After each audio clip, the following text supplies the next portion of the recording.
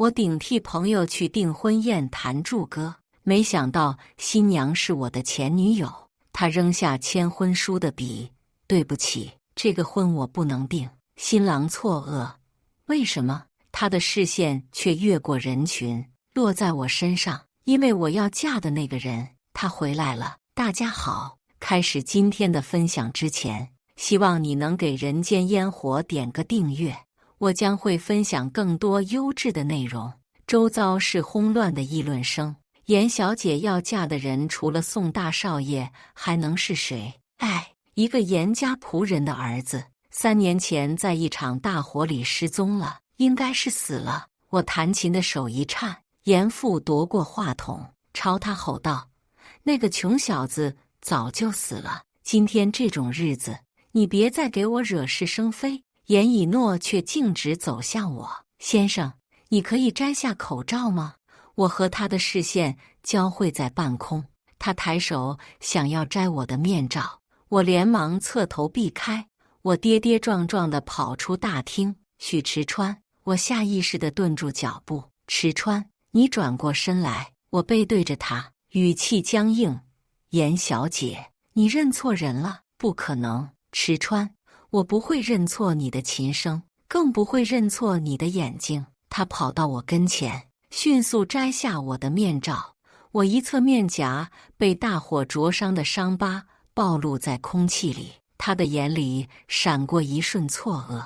我苦涩地扬起嘴角，害怕我吗？他倔强地摇摇头，怜惜地摩挲着我触目惊心的伤口。我忍痛推开他的手，故作冷声：严以诺，事已至此，你就当我死了吧。宋思维匆匆赶来，我急忙侧过身带回口罩。他拉过严以诺：你给我玩真的。严以诺神色坚定：思维哥，对不起，我们取消婚约吧。他又看向我，这一次我不能放你走了。3年前严父对我的警告盘旋于耳。许池川，你竟然敢耍我，信不信我让你妈妈生不如死？你要是再敢纠缠以诺，我就断了你的手脚，让你再也弹不了钢琴。我往后退了几步，匆匆跑了出去，身后是严以诺撕心裂肺的声音：你混蛋，不要再抛下我！我坐在出租车后座，窗外灯火通明的大厦渐渐幻化成熊熊燃烧的屋子。3年前，我带着严以诺私奔，有消防隐患的廉价出租屋烧尽了所有，包括我们的未来。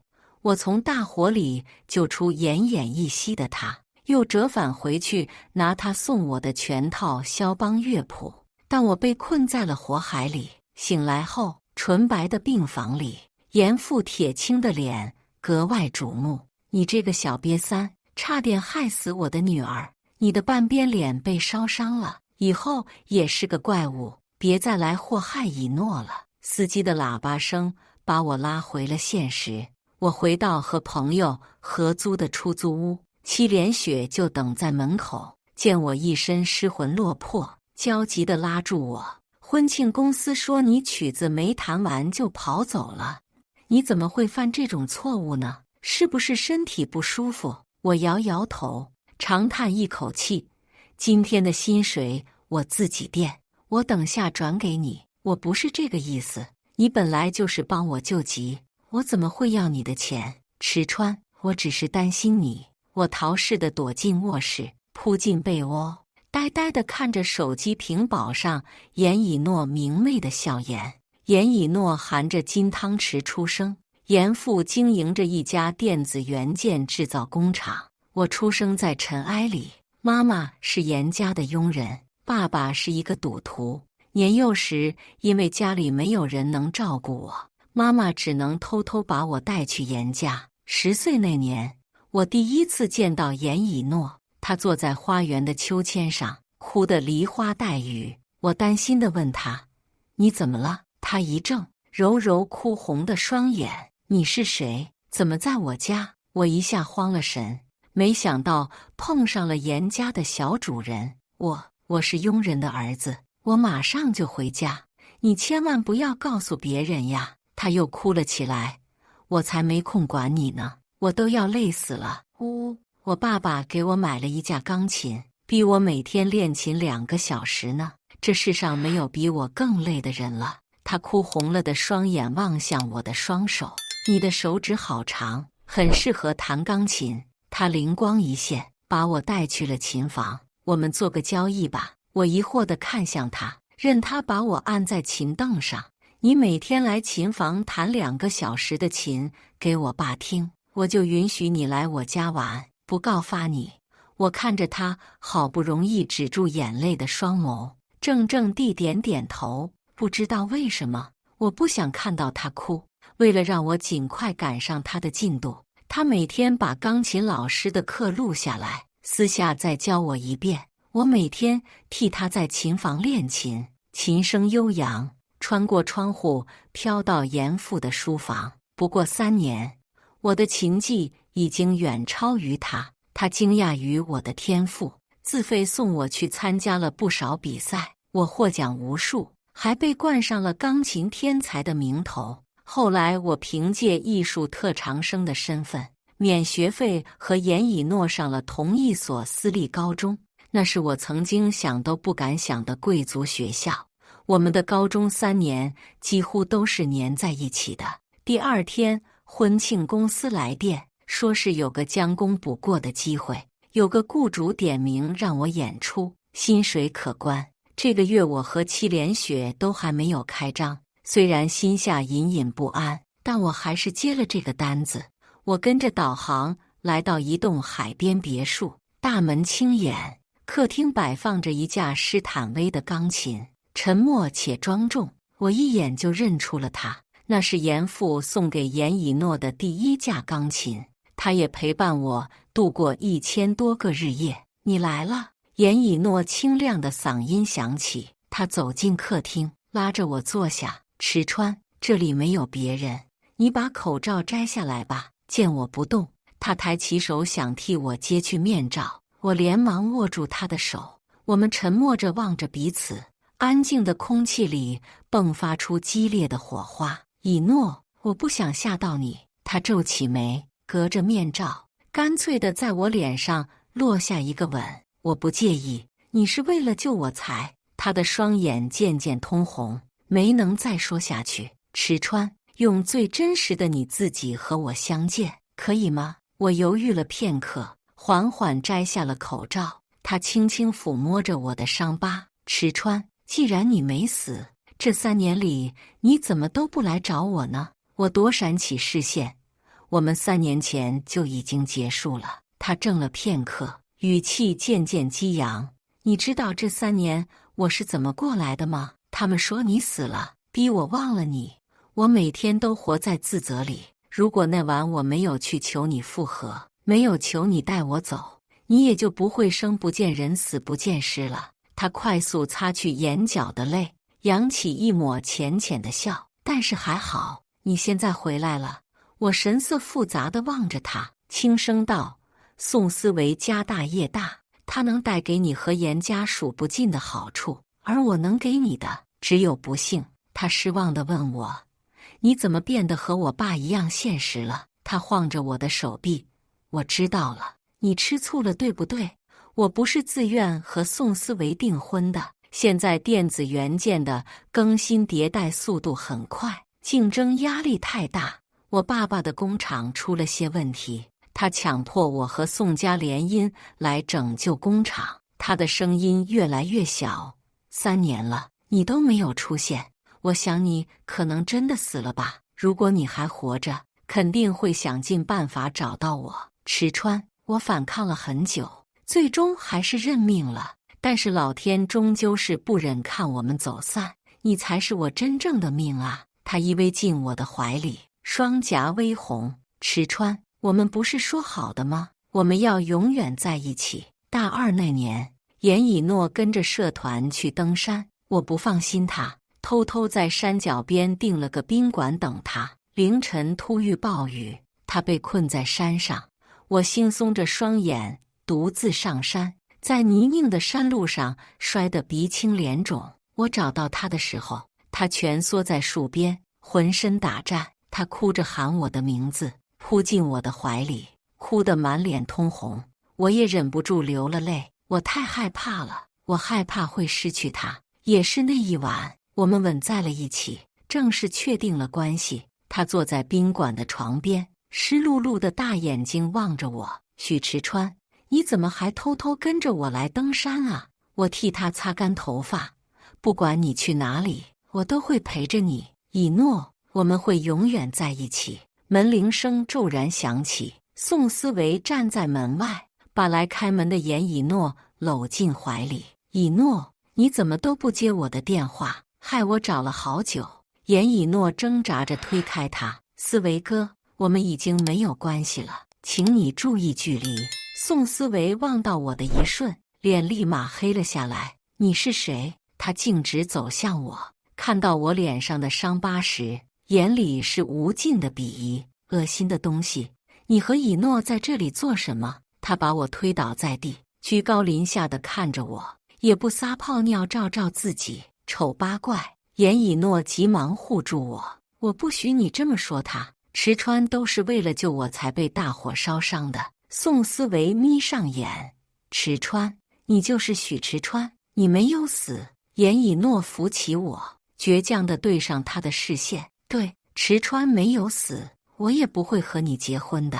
宋思维气得扯松了领带，你疯了，为了一个人不人鬼不鬼的东西要和我取消婚约？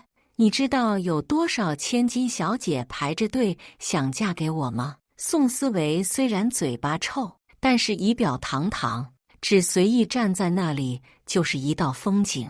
曾经我也意气风发，是业界才貌双全的新星，那时候的我都不受严父待见，现在的我又怎么敢对严以诺痴心妄想？宋思维突然爆发出尖锐的笑，以诺，你真是太幼稚了，你就是他拿来和你爸爸谈判的砝码呀。严伯伯和我提起过，许池川当年用和你分手作为条件，拿了他的60万，但是后来又出尔反尔，带着你私奔，害你差点葬身火海。那场大火没把这个怂货烧死，真是便宜他了。严以诺一怔，错愕地看向我，池川，你真的拿了我爸爸的钱吗？宋思维洋洋得意地打量着我，以诺，你就是太单纯了，才会被这种下人骗。你现在看清他也还来得及。我多想否认，可我不能。我颤抖着开口，我拿了你爸爸的60万，我无地自容，只能逃了出去。3年前，我妈妈急需换肾，但是家里的存款都帮赌鬼父亲还了债。严父主动找到我，只要我能离开他的女儿，他不仅可以帮我妈安排肾源，还能给我60万的手术费。彼时我虽然已经是钢琴圈子里的新星，但是还没有什么变现能力，而且参加国际比赛和进修都需要许多钱。破碎的家庭终于让我意识到，跨越门第的鸿沟简直是痴人做梦。为了严以诺的未来，我和他提了分手，但是他比我想象的更有韧劲。那个雨夜，他在我家楼下站了2个小时，冻得浑身发抖。他像一只走失在雨夜的小猫，我心软了。我恨自己的懦弱，恨自己让他流泪。我连夜带着他一起私奔，直到那场大火烧毁了所有。严父在病房里对我施尽侮辱。许池川，你竟然敢耍我！信不信我让你妈妈生不如死？我看在你妈妈给严家当了一辈子下人的份上，我这次饶了你。你要是再敢纠缠以诺，我就断了你的手脚，让你再也弹不了钢琴。后来我妈妈因为排异反应死在了病床上，赌鬼父亲拿着剩下的钱不知所踪，一时间我家破人亡。我跌跌撞撞地逃回出租屋，把自己锁在房间里。逼仄的卧室里挂满了严以诺的照片，他从高中到大学的模样都被我珍藏。许池川，你是我的跟屁虫吗？连艺术节彩排也要等我。高中的严以诺青春灵动，她一身蓝白连衣裙，他在琴房的窗户边问我，我靠着墙，微微红了脸，我不禁苦笑，都回不去了。屋外响起一阵急促的敲门声，严以诺满头大汗，喘着气对我说：“许池川，我终于找到你了。”我满脸错愕：“你怎么找到这的？”他不由分说地走进屋，四处打量。我花了钱找人弹钢琴，现在人跑了，我就找婚庆公司要说法了呀。他笑盈盈地坐下，但难掩眼里的苦涩。我坚持要自己解决，所以他们只能把你的地址给我了。我无奈地叹了口气。你想怎么解决？他突然正色，先解决我们的私人恩怨。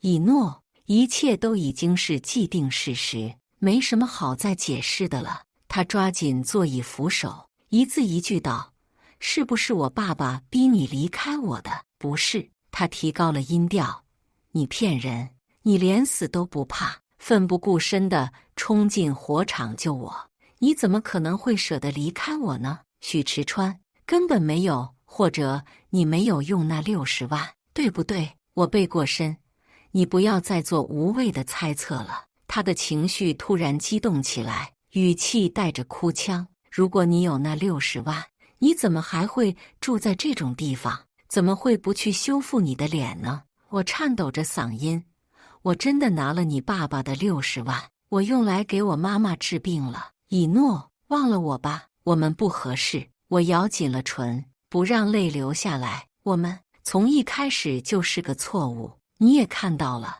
我现在一无是处。”他悲愤地瞪着我：“许池川，我对你真失望。这3年你玩失踪，把我抛到脑后，连钢琴也不再好好弹了。钢琴不是你的生命吗？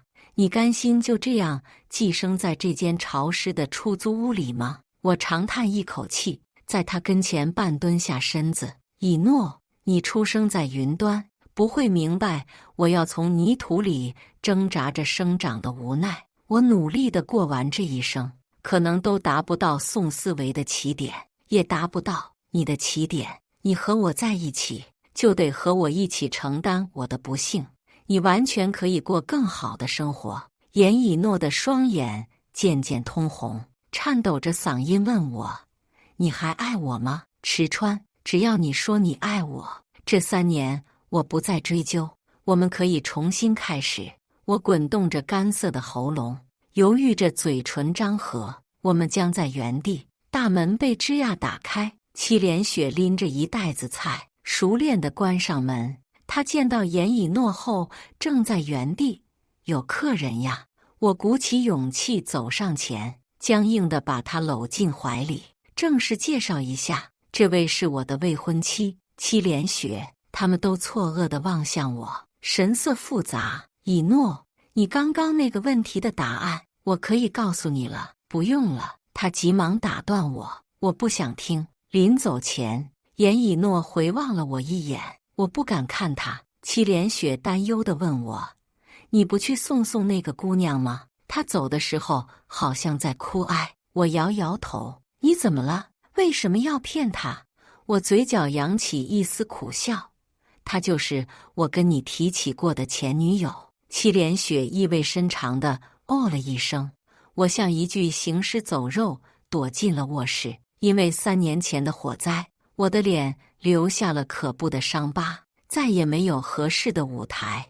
我失去了工作和爱情后，母亲又因病离世，从此我一蹶不振，活得狼狈。直到在街头遇见了卖艺的戚连雪，她是个孤儿，但颇有天赋，自学了不少乐器。她欣赏我的才华，带着我和她一起跑江湖。相处了1个月，我才摘下口罩和她坦诚相见。我告诉了她我的真名：“你是许池川，就是那个拿过长青钢琴大赛金奖的许池川。”我淡淡一笑：“很久以前的事了。”戚连雪的眸子闪着异样的光：“从你拿奖开始，我就关注到你了。你外形优越，琴技也高超，我想你前途肯定不可限量。”他犹豫地问我：“你现在怎么会变成这样？”敲门声把我从回忆中抽离。戚连雪带着一本存折，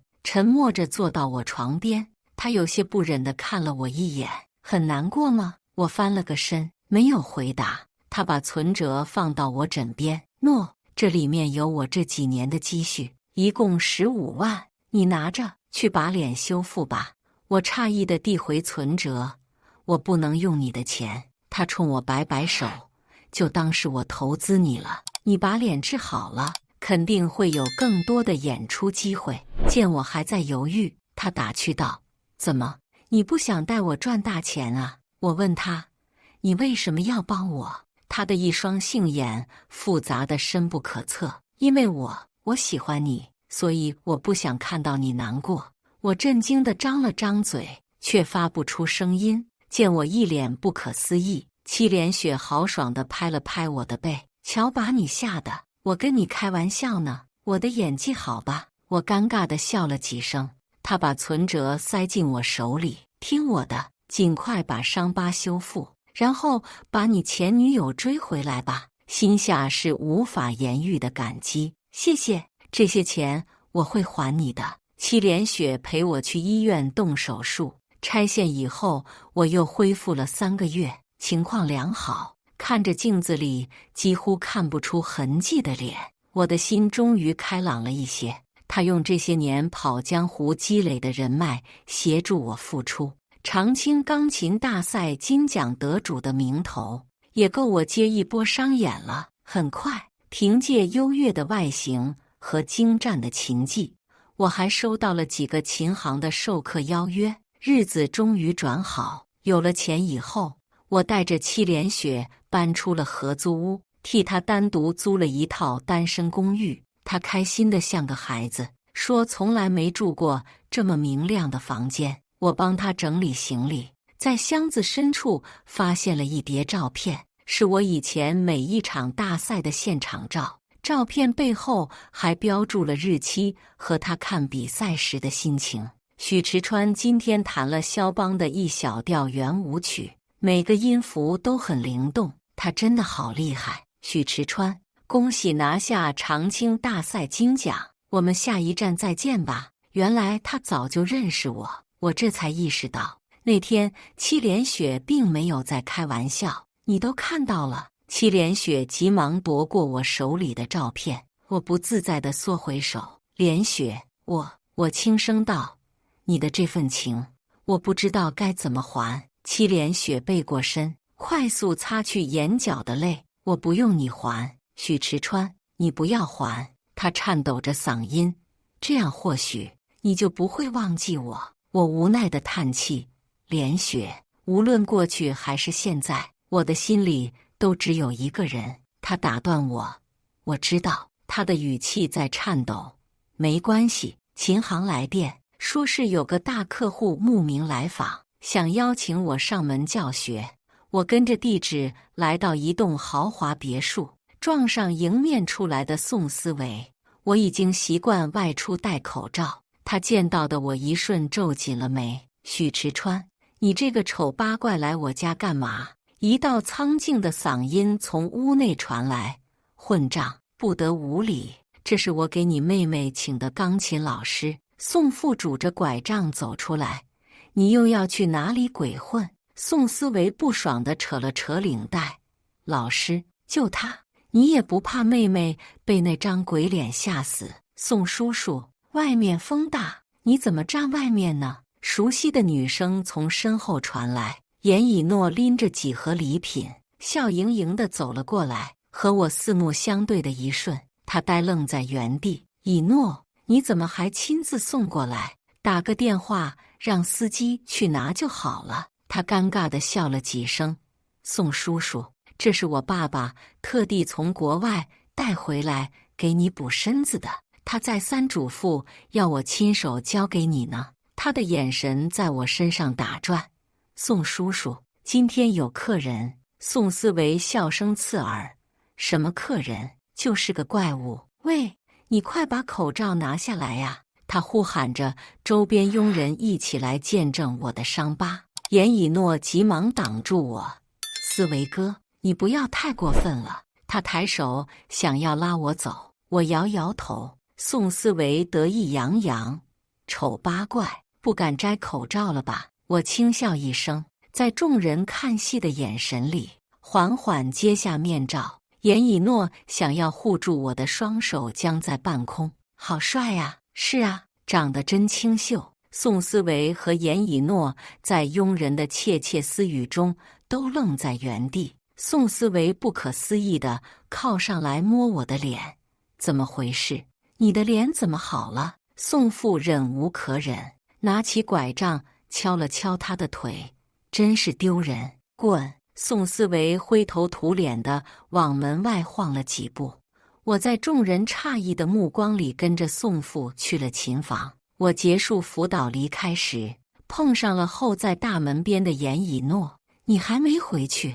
他在风中把发丝掖至耳后，抱紧了身体。“我在等你。”他试探地问我。“对了，你什么时候和你的未婚妻结婚啊？”我凝视着他不自然的神情。“怎么了？”他扬起一丝苦涩的笑。“今天爸爸让我亲自过来送礼，其实就是想跟宋家是个好，希望两家能再谈谈结婚的事。所以我好奇你什么时候结婚？你知道我的性格什么样？”2个字死倔。他的语气里带着些不甘。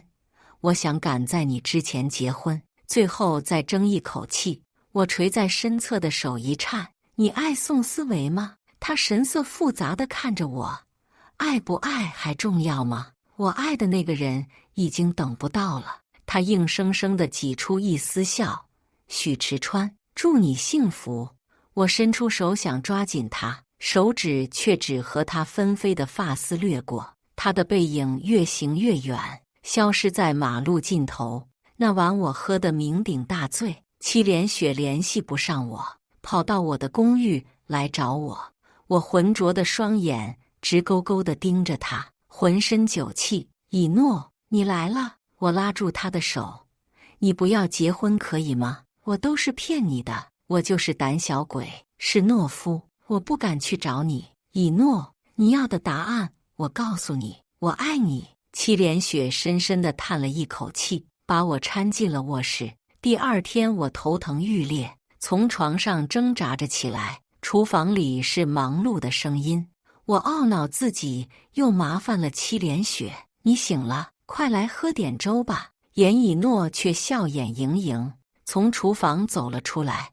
我使劲揉了揉双眼，不可置信地盯着眼前的女人。“池川，发什么呆呢？粥要凉了。”我拉住严以诺，轻声问他：“我是在做梦吗？”他轻轻拍了拍我的脑袋，语气宠溺：“傻瓜。”他炽热的温度告诉我这都是真的。我怔怔地坐下，接过他递来的白粥。“你怎么找到这儿来的？”他莞尔一笑：“昨晚戚连雪在你手机上找到我的号码，请我过来照顾你。他嗔怪我，既然不想我嫁给别人，为什么还要骗我你有未婚妻？”他的眼眶渐渐湿润，都偷偷留着我的号码。这3年来也不打一个电话给我。“许池川，你真是狠心。”我再也克制不住内心的汹涌，将他搂进怀里，贪婪地感受着他的香气。“许池川，不要再抛下我了，好吗？”我哽咽着点头。我把3年前发生的一切都告诉了严以诺。“以诺，这一次我不会再后退了。我现在就是孤身一人，也没什么好怕再失去的。我要和你爸硬磕到底，哪怕我这辈子再也弹不了钢琴，我也不会向他投降。”他紧紧握住我的手，神色坚定。严以诺还是和以前一样干脆。他回去以后就和严父摊牌，拒绝再和宋家联姻。严父大发雷霆，把他关在了家里。他带着2个打手到我家堵门。严父精神矍铄，眼神还是和3年前一般狠厉。他鄙夷地打量我，说吧，这次你要多少钱才肯离开我女儿？我毫不畏惧地迎上他的视线。以诺是无价的。他挑起眉，这么说，你是不肯放手了？他看了眼身后2个人高马大的男人，我以前警告过你的，再敢纠缠以诺，就废了你的手。我伸出双手，语气淡然，如果拿走这双手，你就能成全我和以诺，那就请便。他提高了音调，你以为我不敢？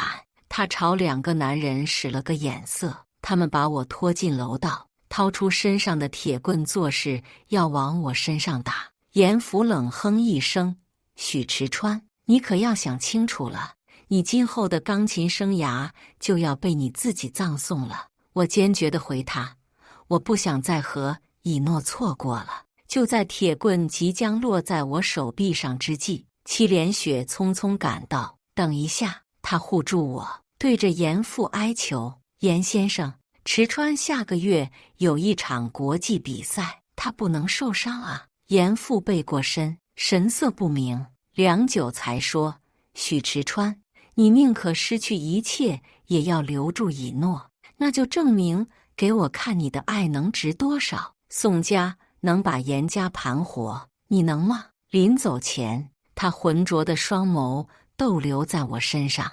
以诺为了和你在一起，正在绝食向我抗议，我希望你值得他这么坚决。大手松开我，把我留在忽明忽暗的楼道里。我知道他是在给我出题，如果我能让严家起死回生，那我和严以诺之间的事也就好说。戚连雪急忙搀住摇摇欲坠的我，池川，你怎么这么傻？连雪，下个月的比赛我一定要拿奖，严家和我都需要靠这场比赛翻身。我叮嘱严以诺好好吃饭，承诺他只要再等我1个月，我就能解决当下的困境。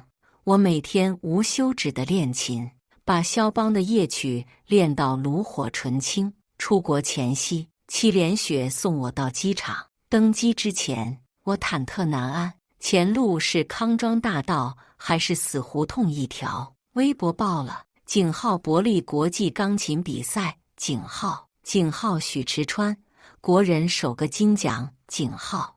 我站在领奖台上，聚光灯打在我身上，这一刻，我仿佛才真的登上了人生的舞台。我一时风头无两，还没回国就已经收到不少采访邀约，甚至还有价格不菲的商业代言。飞机抵达故土后，我飞奔到了严家，严以诺早就等在门口，发丝随着秋风飘扬，他扑进我的怀里，和我相拥而泣。池川，你做到了，我爸爸在客厅等你。他带我去见严父，严父高坐在上位，凝视着我的一举一动。他朗声，许池川，恭喜你。我颔首道谢，一只手紧紧握着严以诺。严父的嘴角是一丝无奈的笑，可你仍然帮不了严家。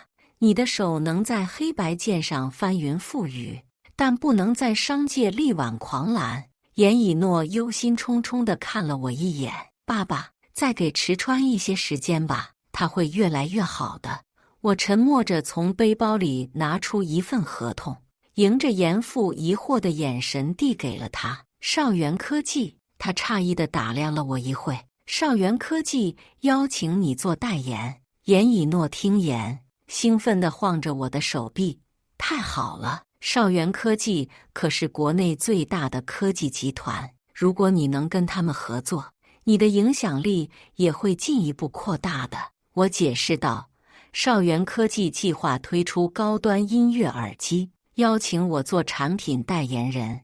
我正色道，其实已经有好几个代言找上我，但是我考虑到严氏的主要业务是制造电子元件，所以我和少元科技还在沟通。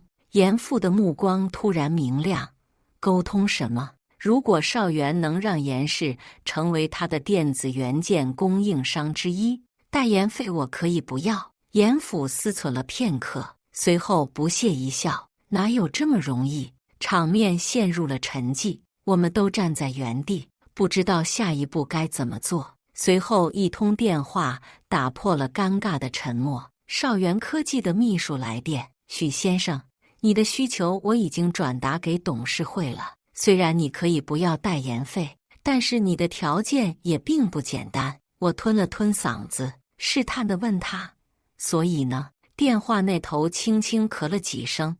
不过我们总裁十分喜欢你在国外的演出，也很在意你的第一个商业代言会花落谁家，所以邵元愿意和严氏达成合作。挂断电话后，我的手激动得不停颤抖，严府顿时放松了下来，舒了一口长气。太好了，横在我和严以诺跟前的路障已经被清除。我趁热打铁，追问道：严伯伯，现在公司危机已经解除，那我和以诺是不是可以？他的脸色却骤变，反问我：可以什么？我一下子慌了神。您不是答应我，只要我能救下严氏，就同意以诺和我在一起吗？他的眼神阴鸷。我可从来没有这么答应过你，我只是说让你证明你自己。严以诺气急：爸爸，你怎么可以过河拆桥呢？我虽然心下焦灼，但表面仍强装镇定。做了一番心理建设后，我问他：您还有什么条件？请说，只要能让我娶以诺，我都愿意做。严府起身，踱到我跟前，他的气场还是一如既往的压迫。他问严以诺：你怎么想？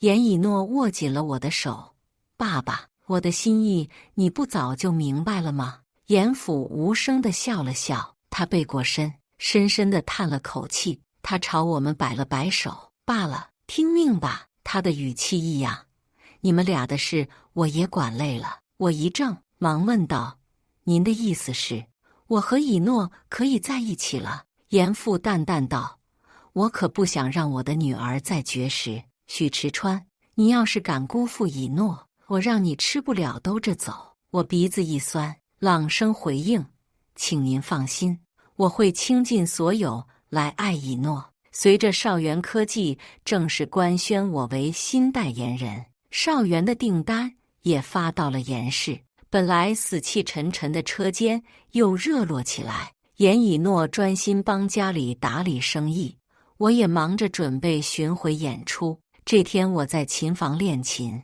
戚连雪不请自来。她一身利落的夹克，将行李箱放在门口。她晃晃手里的护照：我准备出国旅行了。我诧异地停下演奏的双手：这么突然？你把那15万还给我以后，我总觉得这么多钱就放在银行里也怪可惜的。他冲我眨眨眼：这可是你的金奖奖金，从艺术中得来就该花到艺术中去，所以我要去看看国外的音乐和风景。他正色道：我想重新把自己养一回。戚连雪拖着行李箱离开的背影坚定又单薄。我欠他的15万虽然还清了，但心里仍有说不出的愧疚，只愿他一切都好。邵元的订单量太多，把严以诺忙得团团转。我生日这天，他也抽不出时间来陪我庆生，我倒也无所谓，一个人在琴房练到快凌晨12点。我意犹未尽地合上琴盖，关上琴房的灯，门外却是几盏烛火，视线渐渐聚焦。原来是严以诺捧着蛋糕，躲在转角处等我经过。我装作无心地走去，在他闯出来吓我的时候，配合的一惊：生日快乐！他笑盈盈地望着我，眸底是摇晃的烛光。还好我赶上了。池川，快许愿望吧！我的心底是无尽的感动。我深深地凝视着他的双眸，轻声道：我想要的已经有了。是什么？